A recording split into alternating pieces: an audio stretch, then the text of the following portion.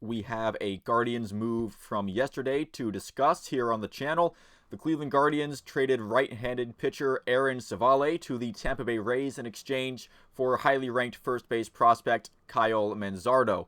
Let's talk about what the Guardians gave up in this trade first. Civale, when healthy, has the potential to be an absolutely tremendous starting pitcher. This year with Cleveland in 77 innings pitched, he had a 2.34 ERA, 58 strikeouts, and 22 walks, as well as a 1.04 whip.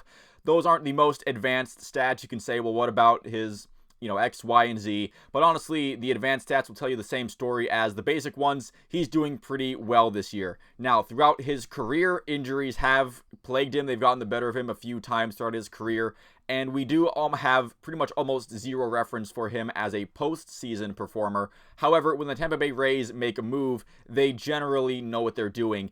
The loss of Civale has actually led some Guardians fans to wonder if this is a factor into the Guardians maybe punting on this season. And honestly, it is pretty hard not to at least lean in that direction, as the return that they got is definitely a move for the future, although it could be for the very near future. Manzardo probably won't see much, if any, of the majors this season. There is some development for him to do, but he has been putting up very encouraging hitting numbers in the minors. This could also signify that the Guardians are ready to move on from Josh Bell soon, or they're at least giving themselves the option to move on from Josh Bell soon, as he hasn't really performed as advertised. I understand he does have some encouraging underlying stats as to maybe it's not quite as bad as the eye test will tell you. But no matter how you make the recipe, Josh Bell hasn't really given the Guardians the oomph that they wanted him to. And honestly, besides Josh Bell, the only Cleveland player capable of playing first base on a major league level right now is Josh Naylor. So Manzardo is definitely a nice piece if you're looking out for the future of the team. However, the Guardians are worse off for it right now and for this season.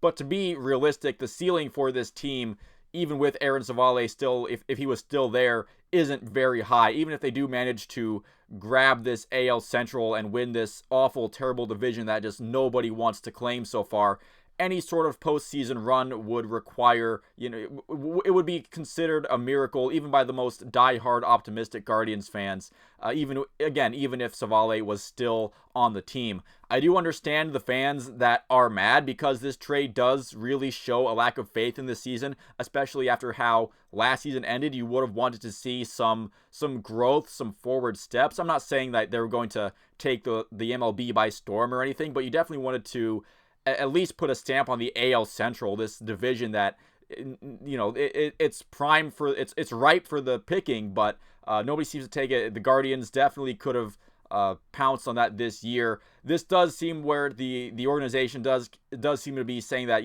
this isn't our year kind of move. It has that kind of vibes to it. So hopefully Manzardo makes it to the majors sooner rather than later and does continue to hit well at that level, because that is really going to be the crux of if this trade for the Guardians has any value for them or not. And that's going to be it for this video. Thank you so much for watching. If you didn't make it this far into it, you can let me know down in the comments below what you think of this trade. Once again, thank you for watching. Leave a like and a subscribe if you enjoyed the video and you would like to see more like it.